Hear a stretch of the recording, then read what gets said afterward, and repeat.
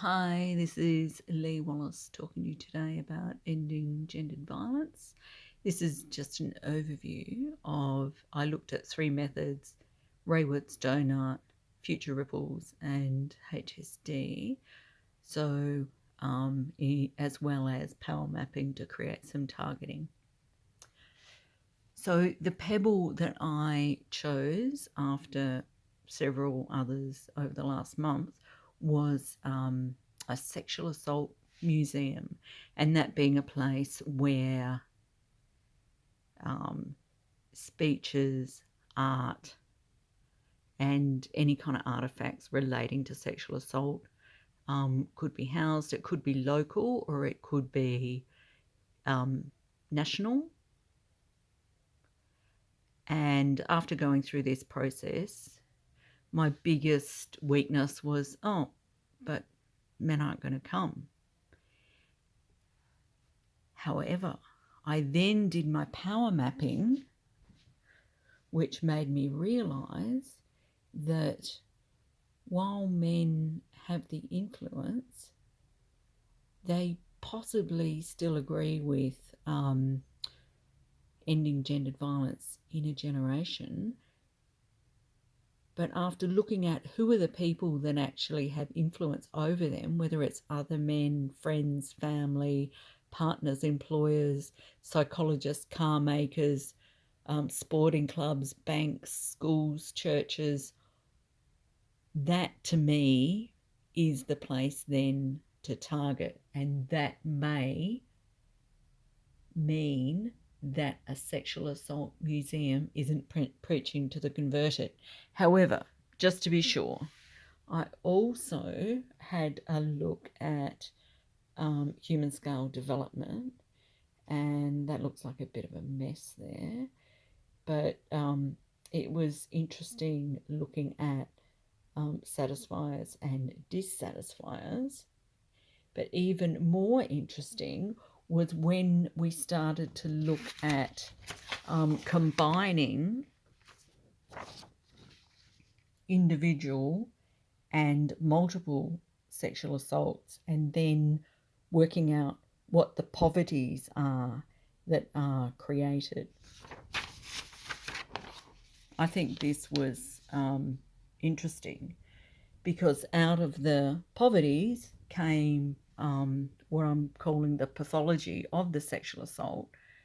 So it's when the person experiences shame and maybe being silenced, which might be self-imposed or told to do so by the perpetrator.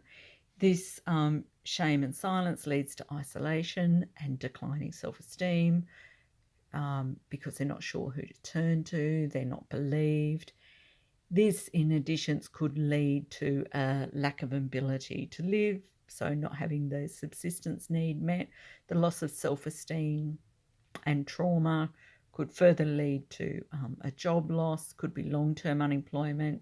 If they're increasing in age, which we all are, could be a loss of super, and actually poverty in the short and long term. So this then made me assess, okay, so we actually need to look at prevention and we need to focus on men and what they can do. So another pebble could be getting men into a room and asking them what they would do to end gendered violence. There's also several obstacles to the satisfaction of the HSD human needs. And it could be anything from increasing cost of housing. Silence in society is an enabler for the perpetrator. The prevalence of porn is an indicator of sex, and that could be misunderstood affection. A lack of consent education, a lack of an ability of bystanders to intervene simply because they don't know what to do. Entertainment being sexualized, e.g. porn, and identity.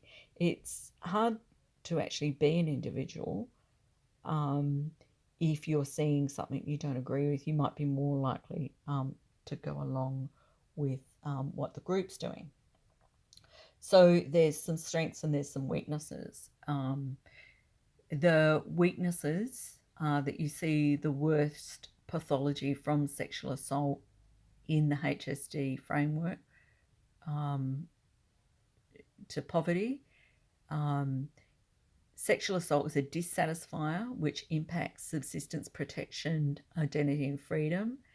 And we're currently focusing on the victim survivor. Maybe if there was a focus on the perpetrator, we might get a better result. So looking at strengths, the comprehensive nature of needs categories and a process to assess the problem, the ability to assess an individual's experience, and the collective experience allows a more systematic perspective.